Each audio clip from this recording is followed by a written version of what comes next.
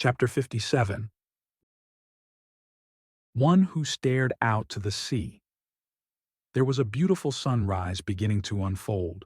Sometimes one could see the first light illuminate the cloud patterns on the horizon, and they would know that it would be a special sunrise. This was his belief as he looked out over the undulating sea. It is what the first light told him. The whisperer sat at his side. Whisperers were unusual werewolves. In every generation they were creatures of great wisdom, always thinking on behalf of the tribe. That was their primary goal. Their secondary goal was to present their chief as an impeccable leader. It fell to the whisperer to accept the blame when decisions proved to be bad decisions, and to praise the chief when they proved to be good decisions. The role required great humility, not only wisdom, and the two qualities were not always linked.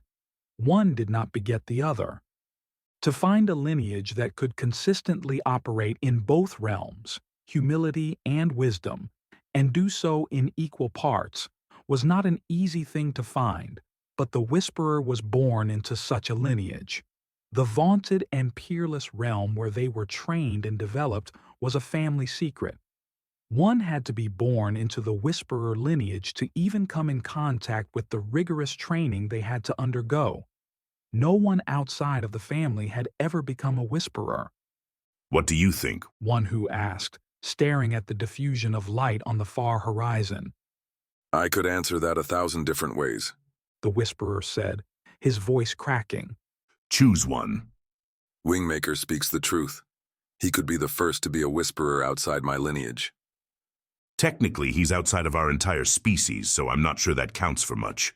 One who said, grinning to himself, still watching the sunrise unfold. Perhaps not, The whisperer said. but I thought I'd mention it. Because of all the creatures we have on this planet. That creature is one that could train me. I'm quite sure of it. I never heard you say that before. It's interesting that out of 1,000 different vectors to answer my question, you chose that one. Why? Because right now, at this very instant, I feel them in the presence of those dragons. When truth speaks to power of their kind, only the most courageous can still open their mouths, still find their vocal cords, bring their thoughts into words and speak them.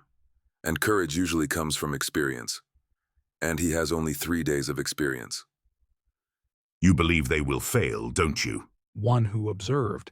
He had known his whisperer since he was a boy. They had trained together. It's more than that. Tell me. There was a long pause. I am dying. The whisperer whispered. One who turned to the whisperer, his face suddenly intense. You do not get to die on me. I go first or we go together. We always agreed to that. He pointed his index finger as he spoke, and then crossed his arms. How do you know you're dying? All the signs are there, my friend. And regrettably, I have no son or daughter that is fit to serve you. One who sighed in the form of a protestation, and then returned his gaze to the sunrise.